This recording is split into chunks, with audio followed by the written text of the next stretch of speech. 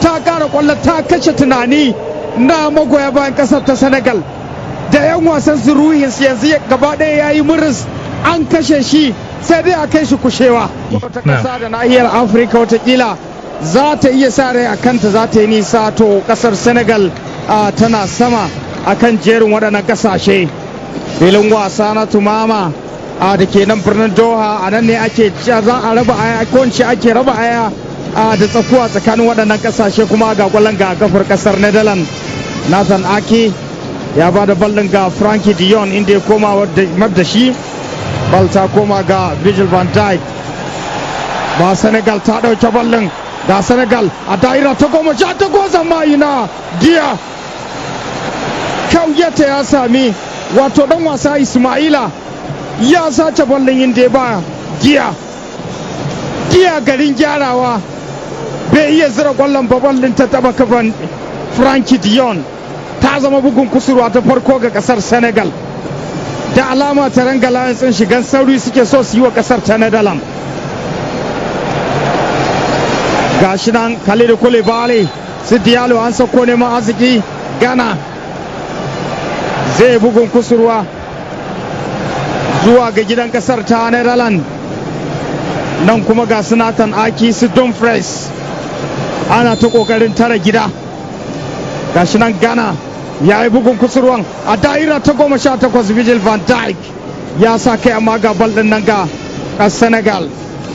Sabale wala ta koma ga Kauyate, ya koma da bal din can ga Sabale. Bal din an dako ta daga hagu zuwa dama ga wane ne nan na kasar ta Senegal, Diata Sis. Gabal ta koma ga Diata. Senegal na kokari ta ga ta kai hari na farko a cikin wannan wasa, amma ina Dumfries ya tare. Gabal ta koma ga Diallo amma ina ta tafi ga mai tsaron raga na kasar Netherlands, Noppert. Frankie de Jong ya ba da ballon ga Gabko, inda ballon ta koma ga Dumfries amma ta koma can ga Martis Delight, dan wasan baya na kungiyar kwallon kafa ta Bayern Munich, dan wasa mafi tsada da aka taba siya a tarihin gasar Bundesliga da kasar Jamus, bayan ya sauya shekara daga kungiyar kwallon kafa ta Juventus zuwa kungiyar kwallon kafa ta Bayern Munich a kudi sama da euro miliyan 40. Kungiyar ta Bavarian ta biya kungiyar ta All Ladies Juventus domin daukan dan wasan na kasar Netherlands. Frankie de Jong, Virgil van Dijk ya kori kwallon can sama kasar Netherlands a gab da da'ira ta 18 amma Senegal. Diallo ya dauke bal din. Dumfries ya yi jifa can baya ga Virgil van Dijk. Ballon ta dawo ga Martis Delight, gashi nan ya kore ta. Netherlands la an yi bari da dama a nan gurin. Kasar Netherlands ta samu daman shiga gaba, babu kowa amma yan wasanta sun kasa sa ballon a cikin gidan kifi. Nan kuma gashi Kauyate Delablint ya kada shi, ga da Delablint ya kada Kauyate. Alkalin wasa ya ba da bugun tazara. Kaga yanda Netherlands ta samu dama aka yanka Koulibaly amma kuma ballon bata je wa dan wasa Jensen da Baldwin, bata je musu yadda suke bukatar ta ba. Senegal ta sha, tabbas Senegal ta sha a nan gurin.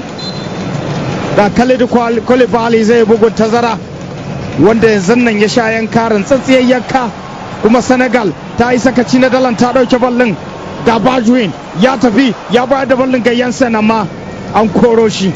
Senegal ta mallaki ballon. Kauyate ya dake ta canga wato Dia na kai bugun wato tazara, gashi kuma Diallo ya doko ta can amma ga Kauyate ya bu ballon ya bayar da ita baya ga dan wasa Sabali.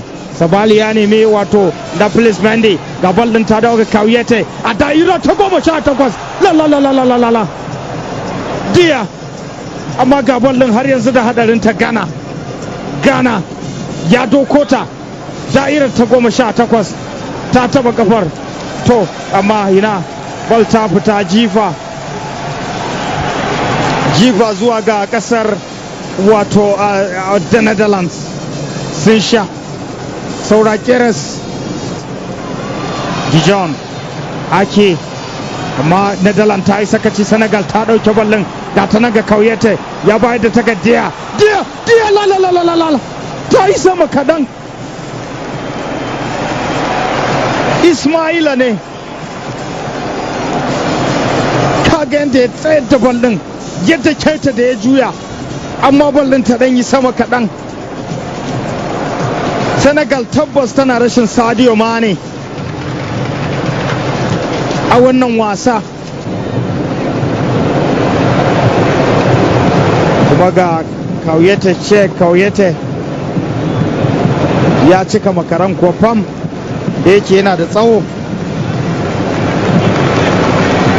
Ga wani bature cikin magoya bayan kasar ta Senegal to gashi wanda zai shigo yana addu'a watakila na samun kariya daga Ubangiji subhanahu wata'ala da kuma samun daman kirkiro kwallon da za ta tabbatar da Senegal din ta samu nasara,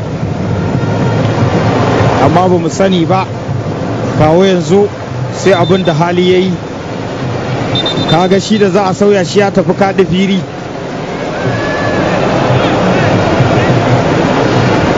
Papa Gwe kwallon ga Gana Gwe ya bayar da ta ga Jacobs gashi nan Martins Dila yana bin shi.